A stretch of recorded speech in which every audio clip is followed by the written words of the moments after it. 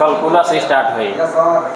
तो चलिए हम लोग आज स्टार्ट करते हैं कैलकुलस का पहला चैप्टर यानी chapter number 5 continuity and differentiability यानी संतत्व एवं अवकलनीयता।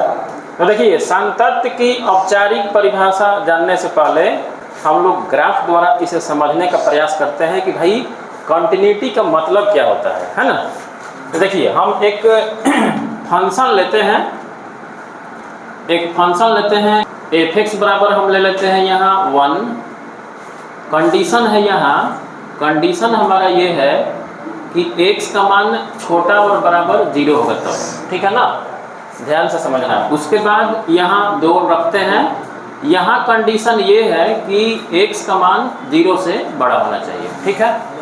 तो ग्राफ खींचने के लिए आपको सबसे पहले ये समझना है कि इसका मतलब क्या होता है। इसका मतलब ये होता है कि f(x) बराबर 1 है जब x का मान छोटा और बराबर 0 हो, और 2 होगा कब भाई, जब x का मान 0 से बड़ा हो। तो हम इसका ग्राफ खींचते हैं और ग्राफ खींच के समझते हैं कि इस ग्राफ में हम लोग को क्या सीखने को मिलता है। तो ग्राफ खींचने के लिए हम कुछ पॉइंट ले लेंगे, है ना, पॉइंट लेते हैं। चलिए अब देखिए हम क्या करते हैं कि x का मान यहाँ रखते हैं -3। तो -3 रखेंगे तो इसका वैल्यू कितना होगा, x का मान छोटा है ना 0 से जी, तो इसका वैल्यू कितना होगा 1 होगा। अगर -2 रखेंगे तो कितना होगा 1 ही होगा, और -1 रखेंगे तो कितना होगा, ठीक है। अब धीरे धीरे आगे बढ़ते हैं, अगर 0 रखेंगे तो कितना होगा 1, धीरे धीरे आगे बढ़ाओ, 1 रखेंगे तो कितना होगा 2 रखेंगे तो क्या होगा 3 रखेंगे तो क्या होगा 4 रखेंगे तो क्या होगा 2। अब भाई इसका ग्राफ समझने के लिए, इसका ग्राफ खींचने के लिए इतना पॉइंट काफ़ी है। इसका ग्राफ खींच के हम लोग समझते हैं, है ना। चलिए ग्राफ खींचते हैं, देखिएगा इधर ग्राफ खींच देते हैं।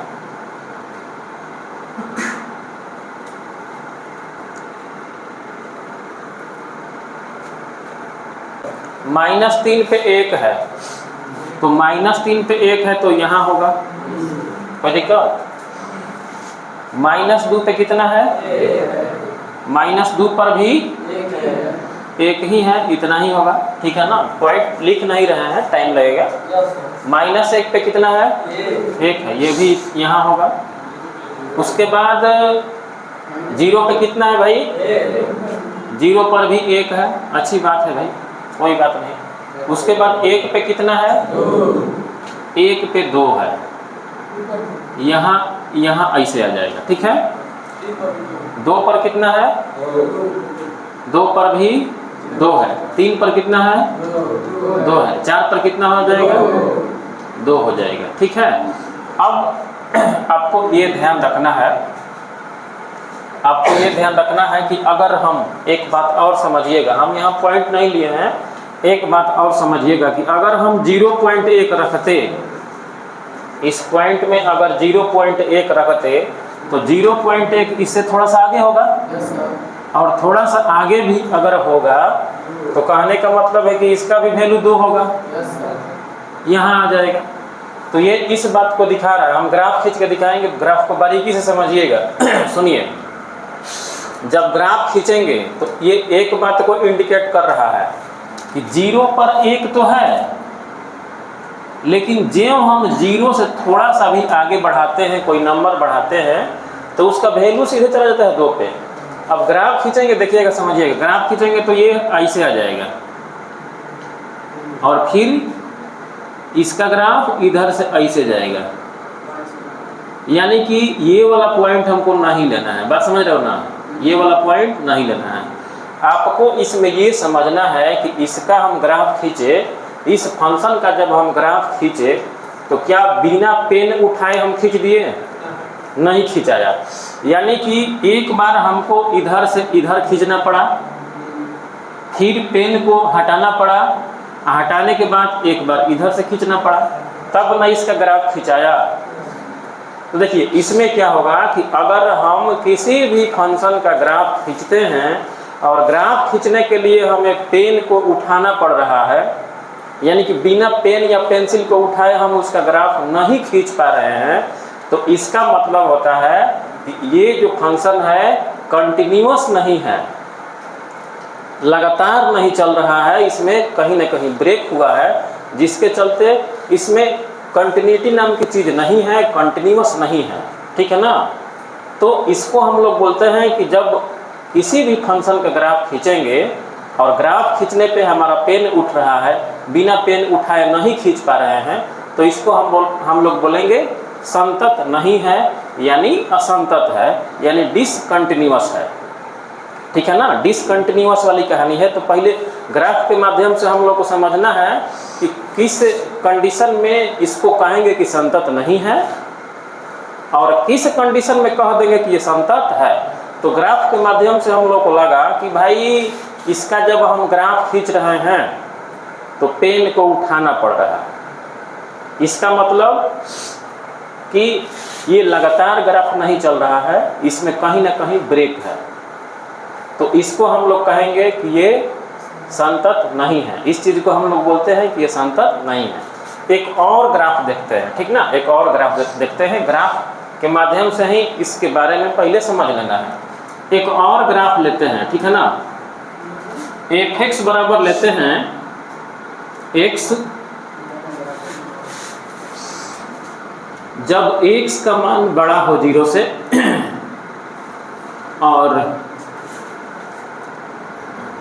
0 ले लेते हैं जब x का मान 0 हो जाए, और x ले लेते हैं माइनस में यदि x का मान हो जाए छोटा 0। दोनों इसका भी ग्राफ खींच के हम दिखाएंगे कि इस कंडीशन में इसका क्या चल रहा है। ठीक है ना। देखिएगा, समझिएगा ध्यान से।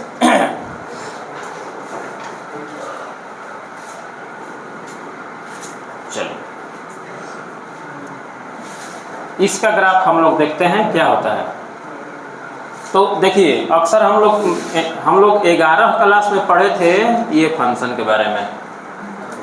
ये समझ में आ रहा है कौन सा फंक्शन है? ये मॉडुलस फंक्शन है, मापांक फलन है। तो हम इसका ग्राफ खींच के दिखाएंगे कि आखिर इसका ग्राफ कैसे हो रहा है, क्या हो रहा है। ठीक ना। तो देखिए, मॉडुलस फंक्शन में इसका वैल्यू हम लोग लिखते हैं x। कब लिखते हैं? जब x का मान बड़ा हो 0 से तब। आपको ये समझना है कि जब x का मान बड़ा 0 होता है तो ऐसे लिखना पड़ता है, x बराबर 0 पे 0 होता है, और x का मान जब छोटा 0 होता है तो हाई वाला कंडीशन लागू होता है। तो आपको ये समझना है कि हम मॉडुलस फंक्शन का ग्राफ खींच के आप लोग को दिखाएंगे कि इसमें क्या हो रहा है, इसमें ब्रेक हो रहा है नहीं हो रहा है, बिना पेन उठाए खींच पा रहे हैं कि नहीं। -4 ले लिए। एक बात बताइए कि -4 लेंगे तो कहाँ रखना है? देखिए, यहाँ समझना है x का मान छोटा 0 है। छोटा 0 का मतलब है कि x का मान 0 से छोटा होगा, यानी कि माइनस में होगा। इस सिचुएशन में हमको इस पे रख के इसका वैल्यू निकालना पड़ेगा।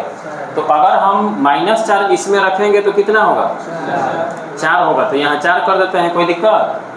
अच्छा, यहाँ कर देते हैं -3। तो -3 करेंगे तो कितना होगा? 3 होगा। -2 करेंगे तो कितना होगा? 2 होगा।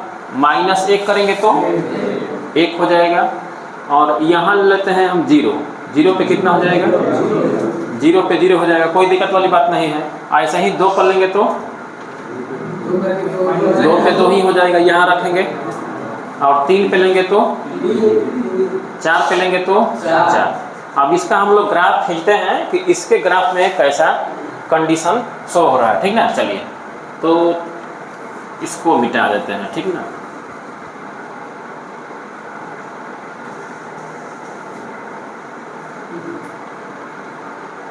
ये हमारा x अक्ष रहेगा, y रहेगा y अक्ष। यहाँ 0 0 है, इधर आएंगे तो मान लो यहाँ 1 है, यहाँ 2 है, इधर 3 है, इधर 4 है। ज़्यादा नहीं है तो इतना ही रहने देते हैं, ठीक ना। अब इधर देखिए, हाई हो जाएगा -1, हाई हो जाएगा -2, हाई हो जाएगा -3, हाई हो जाएगा -4। ऊपर चलते हैं, 1 2 3 4।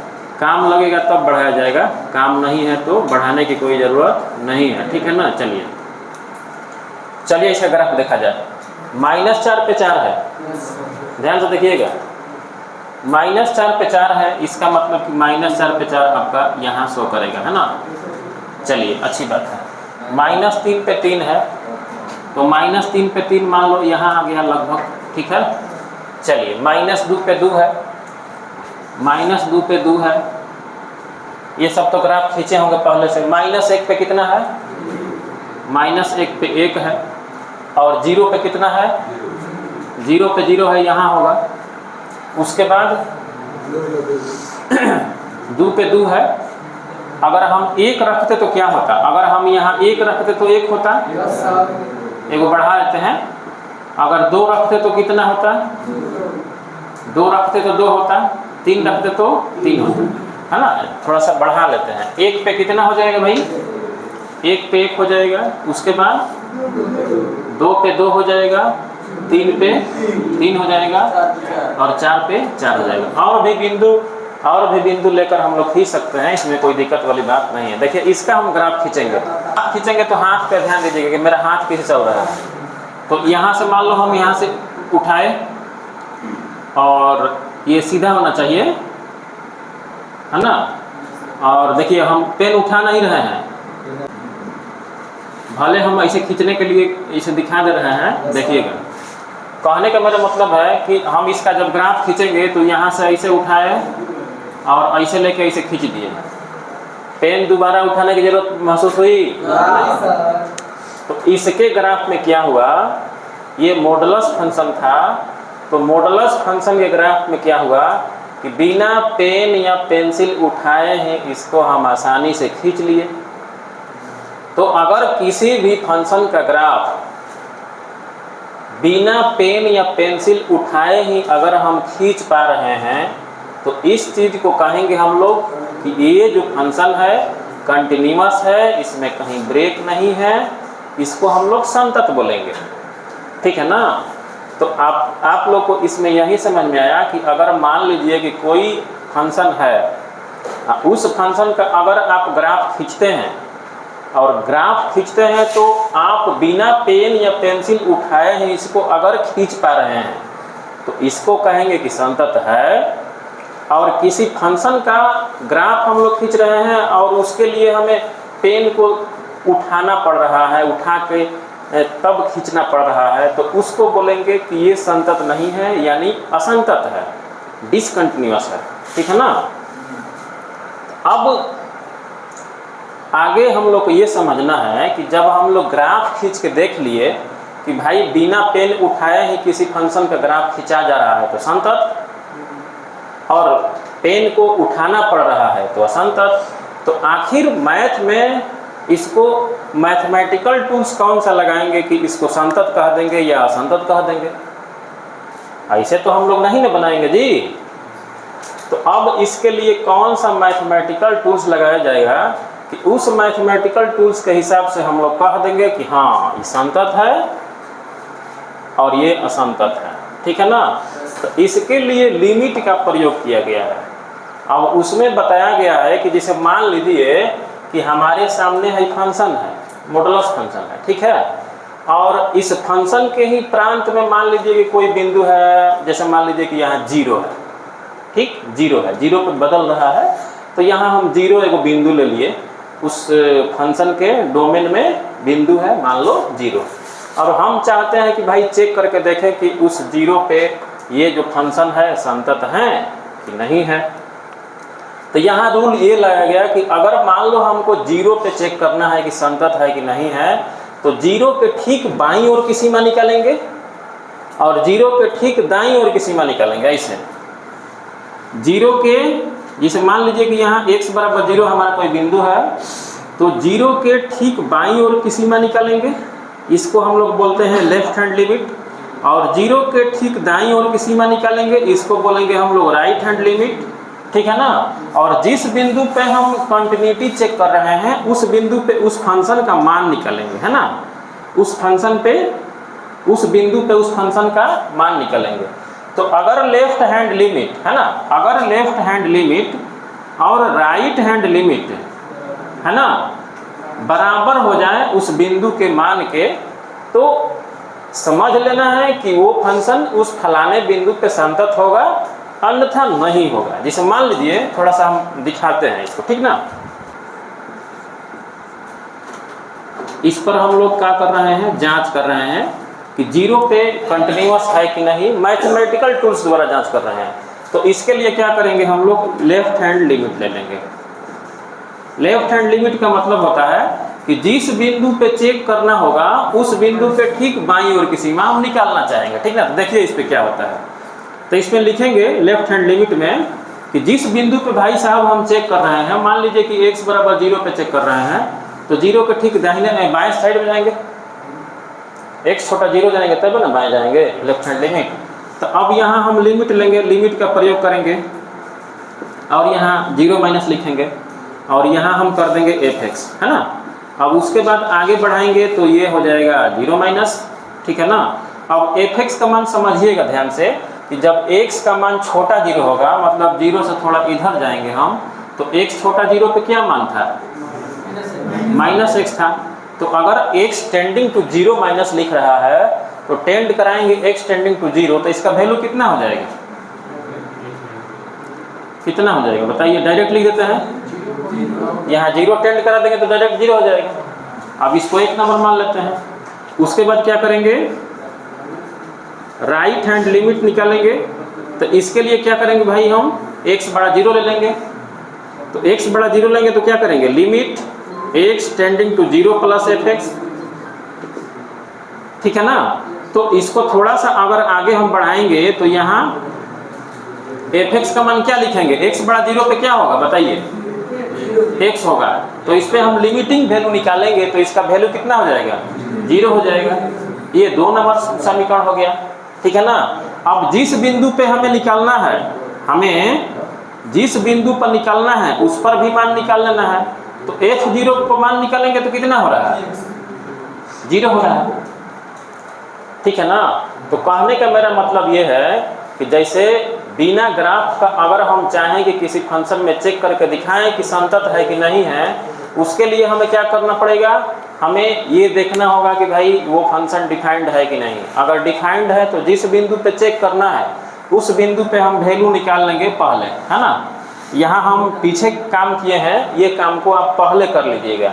तो जिस बिंदु पे मान लो चेक करना है उस पर हम वैल्यू निकाल लिए, इसका वैल्यू 0 आ गया। उसके बाद हम लेफ्ट हैंड लिमिट निकाले, इसका भी वैल्यू 0 आ गया। राइट हैंड लिमिट निकाले, इसका भी वैल्यू 0 आ गया। कहने का मतलब ये है कि जिस बिंदु पे हमें चेक करना होगा कंटिन्यूटी का, तो क्या करेंगे, उस बिंदु के ठीक बाईं ओर की सीमा निकालेंगे, जिसे हम लोग बोलते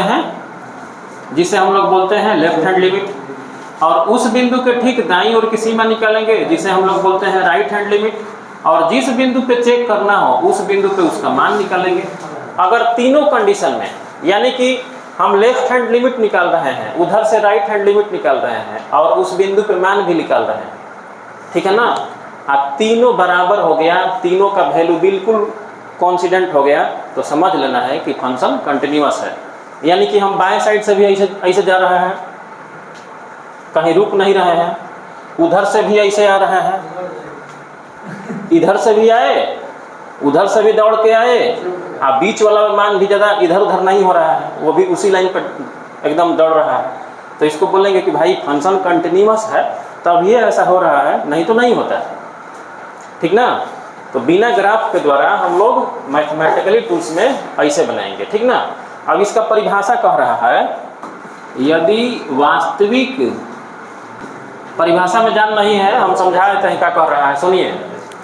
इसका हम लोग जो भी समझे, अब उसमें उसी से अब डिफिनीशन ये निकाल दिया। डिफिनीशन का निकाला कि भाई साहब, अगर वास्तविक संख्याओं के समुच्चय पर अगर कोई परिभाषित फलन f है, यानी कि कोई रियल वैलिड फंक्शन है, ठीक ना। वास्तविक संख्याओं के समुच्चय पर ही परिभाषित है। वास्तविक संख्याओं समझ लो ना, यानी वास्तविक संख्याओं के समुच्चय पर कोई परिभाषित फंक्शन है। तो अगर कोई परिभाषित फंक्शन अगर एक है तो उसको हम लोग संतत कहेंगे। कब भाई, तो यदि उसी फलन के प्रांत में कोई बिंदु अगर C बैठा रहेगा, C रहेगा, तो उस C का अस्तित्व इस प्रकार होगा ना कि ऐसा करेंगे तो ऐसा हो जाएगा। इसका मतलब समझिए, ये कह रहा है कि अगर हम limit x tending to c निकालेंगे, है ना, limit x tending to c fx निकालेंगे तो fc के बराबर हो जाएगा। और आप लोगों को पता है कि लिमिट कब एग्जिस्ट करता है, कल बताए थे कि जब लेफ्ट हैंड लिमिट और राइट हैंड लिमिट दोनों जब बराबर होता है तब लिमिट एग्जिस्ट करता है कि नहीं। तो कहने का मतलब ये है कि अगर कोई फंक्शन हम लोग को मिलेगा और उस फंक्शन के डोमेन में कोई पॉइंट c बैठा रहेगा, चाहे कोई भी वैल्यू बैठा रहेगा रियल नंबर वाला कोई भी, तो उसको हम लोग संतत कब कहेंगे भाई? तो संतत उसी टर्म में, उसी कंडीशन में संतत कहेंगे जब left hand limit, right hand limit और जिस बिंदु पे हमें चेक करना होगा उस पर उसका वैल्यू बराबर। अब आप लोगों को पता ही है कि लेफ्ट हैंड लिमिट कैसे निकाला जाता है। लेफ्ट हैंड लिमिट निकालने के लिए हम लोग क्या करते हैं? Limit x tending to c minus f x. Right hand limit निकालने के लिए क्या करते हो? x tending to c plus f x बराबर एफ सी। तो ये सब हम लोग काम करेंगे जब क्वेश्चन बनाएंगे। तो फिर एक बात बताए थे कल कि इसी चीज़ को हम लोग ऐसे भी कर सकते हैं, लिमिट h टेंडिंग टू 0 और यहाँ हो जाएगा एफ सी माइनस एच, कल बताए थे ना। और यहाँ अगर करना होगा तो क्या करेंगे? लिमिट h टेंडिंग टू 0 और एफ सी प्लस एच हो जाएगा बराबर एफ सी। यानी कि आप ऐसे भी लिख के बना सकते हैं, इसी चीज़ को ऐसे भी लिख के बना सकते हैं, कोई दिक्कत वाली बात नहीं है। जो चेला लिमिट पढ़ा है उसको दिक्कत होने वाला नहीं है। तो मेन काम हम लोग लिमिट पर ही करना है, ऐसा करेंगे और ये तीनों कंडीशन बराबर होगा तो संतत है, अगर नहीं होगा तो संतत नहीं है। और संतत नहीं होगा तो कहेंगे कि भाई फलाने पॉइंट पे वो फंक्शन संतत नहीं है, यानी कि वो जो बिंदु है असंतत बिंदु है, यानी कि पॉइंट ऑफ डिसकंटिन्यूटी है। एक चीज़ और देखिए, आप लोग को एक बात और याद रखना है। हम शुरुआत में आप लोग को समझाए मॉडुलस फंक्शन के बारे में। मॉडुलस फंक्शन का हम ग्राफ खींचे, ग्राफ खींचने के बाद हम दिखाए कि देखिए भाई मॉडुलस फंक्शन का जो ग्राफ है उसमें कहीं ब्रेक नहीं हो रहा है, विदाउट लिफ्टिंग ए पेन हम उसको आसानी से खींच पा रहे हैं, यानी कि वो फंक्शन संतत है। तो आप लोग को याद रखना है कि every modulus function are continuous, यानी कि प्रत्येक मापांक फलन जो होता है संतत होता है। उसी प्रकार आप लोग को याद रखना है कि जो प्रत्येक बहुपद फलन होता है वो भी संतत होता है। आप लोग 10 क्लास में भी ग्राफ खींच के देखे होंगे, और नहीं देखे होंगे तो आप इसका ग्राफ खींच के देख लीजिएगा। इसका ग्राफ खींचिएगा ना तो इसमें भी कहीं ब्रेक नहीं दिखेगा, एकदम विदाउट लिफ्टिंग ए पेन खींच दोगे। यानी आप लोग को याद रखना है कि प्रत्येक बहुपद फलन संतत होता है। Every polynomial function are continuous, याद रखना है। नहीं समझ में आएगा तो उसको प्रूफ भी कर दिया जाएगा, ठीक। एक बात और ध्यान रखना है कि जो भी ट्रिगो फंक्शन होता है, साइन कोसाइन, अपने डोमेन रेंज के हिसाब से जब रहेगा तो वो भी कंटिन्यूअस होगा, उसमें भी कोई दिक्कत नहीं है। उसका भी ग्राफ ऐसे ही से चलता है, ठीक है ना। तो ये भी ध्यान रखना है कि जो भी साइन कोसाइन फंक्शन होता है वो भी कंटिन्यूअस होता है, मॉडुलस फंक्शन होता है वो भी कंटिन्यूअस होता है, जो बहुपद फलन होता है वो भी कंटिन्यूअस होता है, ठीक है ना। तो ये सब आप लोग को याद रखना है। बहुपद संतत होता है, साइन कोसाइन वाला संतत हो जाता है, मॉडुलस फंक्शन संतत हो जाता है। और इसमें क्या क्या रूल आएगा थोड़ा सा और समझाते हैं। एगो दूगो और चीज़ समझिए, जैसे देखिए यदि f और g, यदि f और g बिंदु C पर संतत हो, है ना। इस बात को थोड़ा सा समझना है आप लोगों को। जैसे हम इसमें क्या बताना चाहते हैं समझिए, ज़्यादा टाइम नहीं लगेगा, ध्यान से सुनिए। यदि f और g मान लीजिए कि बिंदु C पर संतत है और ये C कहाँ है भाई? तो उसी फंक्शन के डोमेन में बैठा है, कहीं लाइज कर रहा है पॉइंट पे, ठीक ना। तो मान लीजिए कि f और g फलाने बिंदु पर संतत है। तो जब ऐसा है तो 1 प्लस जी भी x बराबर c पर संतत होगा। ये आपको ध्यान रखना है, ध्यान ये रखना है, समझना ये है कि अगर f और g पहले से संतत है तो उन दोनों फंक्शन को हम जोड़ ही देंगे तो वो भी कंटिन्यूअस होगा, इसमें कोई दिक्कत वाली बात नहीं। जैसे मान लो हम यहाँ ये ले लिए बहुपद फलन है, इसका आप ग्राफ खींचेंगे तो इसमें कहीं ब्रेक दिखता है? नहीं दिखेगा। और मान लो कि इसी फंक्शन में हम एक और कांस्टेंट फंक्शन जोड़ दिए, जैसे मान लीजिए कि हाई संतत है, हाई हो संतत है, क्योंकि कांस्टेंट फंक्शन का भी ग्राफ खींचिएगा ना तो उसमें कहीं ब्रेक नहीं होता, एकदम हर चलता है, कहीं ब्रेक नहीं होगा, एकदम लगातार बेचारा वो चलता है। तो मान लीजिए कि कांस्टेंट फंक्शन है, पोलिनोमियल फंक्शन है, दोनों को जोड़ भी देंगे तो कोई दिक्कत वाली बात नहीं है, ये भी कंटिन्यूअस होगा, ग्राफ खींच के देख सकते हो। तो मेरे कहने का मतलब ये है कि अगर मान लीजिए कि f और g पहले से किसी बिंदु c पर संतत है तो उसको जोड़ भी देंगे तो उस पॉइंट पे आसानी से संतत हो जाएगा, इसमें दिक्कत वाली बात नहीं है। हम लोग आगे चेक भी कर लेंगे, अभी फिलहाल समझ लेते हैं। तो अगर f प्लस g संतत हो गया तो f माइनस g भी x बराबर c पर संतत होगा।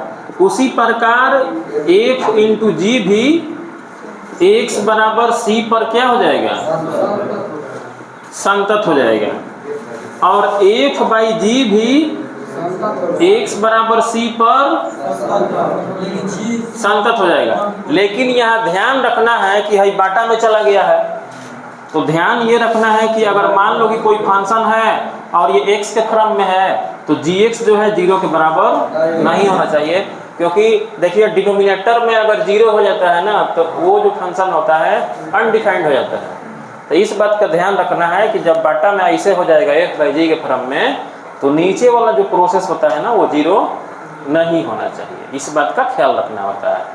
तो इसमें यही समझना है कि अगर f g पहले से संतत है किसी भी पॉइंट पे तो उसको जोड़ेंगे तो भी संतत, घटाएंगे तो भी संतत, गुणा करेंगे तो भी संतत, भाग कर देंगे तो भी संतत, इसमें कोई दिक्कत वाली बात नहीं है। ठीक, एक लास्ट में आप लोगों को थ्योरम बताया जाएगा, जिसे मान लीजिए कि हम ऐसे लिख रहे हैं f(x) बराबर, इसको हम ऐसे कर दे रहे हैं sin x², ठीक है, ऐसे लिख रहे हैं। तो इसको ध्यान से देखिएगा तो इसमें साइन दिख रहा होगा और एक x² दिख रहा होगा, यानी कि एक पोलिनोमियल फंक्शन है और एक साइन फंक्शन है, दोनों एक ही में जुटा हुआ है, एकदम जॉइंट है, कंपोजिशन हुआ है दोनों का। तो देखिए कंपोजिशन कैसे होता है उसको थोड़ा सा हम दिखाते हैं, क्योंकि थोड़ा सा ये एगो दूगो क्वेश्चन रिलेशन फंक्शन से रिलेटेड है, तो ये कैसे होगा कंपोजिशन वाला समझते हैं। कि देखिए साइन फंक्शन जो होता है वो कंटिन्यूअस फंक्शन होता है, उसका ग्राफ खींचिएगा तो अपना ऐसे चलेगा और उसमें कहीं ब्रेक होता नहीं है। तो साइन फंक्शन कंटिन्यूअस होता है, मान लो हमको पहले से पता है, ठीक है। और हम एक बात बताएं कि देखिए पोलिनोमियल फंक्शन जो होता है, बहुपद फलन भी होता है, तो वो भी संतत होता है ना। तो मेरे कहने का मतलब ये है कि हम इसी फंक्शन को दो फंक्शन के रूप में मान लिए, एक को gx मान लिए, एक को hx मान लिए, और यहाँ हम क्या कर रहे हैं g(o)(h) कर रहे हैं, यानी कि h और g का कंपोजिशन कर रहे हैं। कंपोजिशन माने संयोजन, हिंदी में ओकरा कहल जाला संयोजन। हम क्या करता नहीं कि हेजा gx लिखनी, हेजा hx लिखनी, आ g के आ h के कंपोजिशन कर दिहनी, माने मिला दिहनी। मिलावे के फार्मूला का होला, तो हाथना के फार्मूला हाथना होला, फिलहाल फार्मूला से काम चलावे के पड़ी। तो हाथना के जब फार्मूला होला hx लिखा जाए, तो मान लो कि hx हम कितना लिखेंगे x², आ gx² निकालेंगे तो रख के देखेंगे तो इतना हो जाएगा। तो इसके कहने का मतलब ये है, लास्ट वाला थ्योरम कहता है कि भाई साहब अगर मान लीजिए कि एक फंक्शन g है, एक फंक्शन क्या है g है, और एक फंक्शन h है, ठीक है ना। तो कहने का मतलब है कि अगर हाई पहले से कंटिन्यूअस है, हाई हो कंटिन्यूअस है, तो दोनों को कंपोजिशन कर देंगे, या कंपोजिशन करने के बाद जो नया फंक्शन हमारा बन गया साइन एक्स स्क्वायर, तो ये भी कंटिन्यूअस होगा। तो इसको दिखाएंगे कैसे, हम लिखेंगे कि मान लिया कि जी एक्स बराबर इतना, एच एक्स बराबर इतना, दोनों का कंपोजिशन करेंगे तो इतना आ गया। तो इसको लिख देंगे कि ये संतत है। अब इसमें थ्योरम में यही बतला रहा है कि अगर मान लीजिए कि एफ बराबर इतना है और ये जो फंक्शन एफ है इतना के बराबर जब हो रहा है, तो यहाँ जब दोनों बराबर हो रहा है, इसके बराबर हो रहा है, और ये दोनों जो है दो फलनों का संयोजन है, माने दो गो फंक्शन ओकरा में आपस में मिल गए बड़ी सन। हम मिलल बड़ी सन तो एगो साइन फंक्शन होता है, एगो बहुपद फंक्शन होता है, ठीक ना। तो अगर दो गो फंक्शन हमने के आपस में मिल जाई, संयोजन से बनी, तो वो संतत हुई, ठीक है ना। लास्ट वाला थ्योरम पढ़िया जाए, ओकरा में समझाई कि अगर एफ इस प्रकार लिखा है और ये जो फंक्शन है दो फलनों का संयोजन है, एक जी एक्स हम अगर इतना मानते हैं, एच एक्स को अगर इतना मानते हैं, कंपोजिशन निकालते हैं तो इतना आ रहा है, यानी कि एफ एक्स के बराबर आ रहा है, यानी कितना हो गया हम लोग का जी ओ एच एक्स बराबर कितना आ गया, एफ एक्स आ गया। यानी यही जो एफ एक्स है दो फलनों एच और जी के कंपोजिशन से मिलकर बन जा रहा है, और एच और जी पहले से कंटिन्यूअस है, इसलिए ये भी संतत होगा, इसमें कोई दिक्कत वाली बात नहीं है।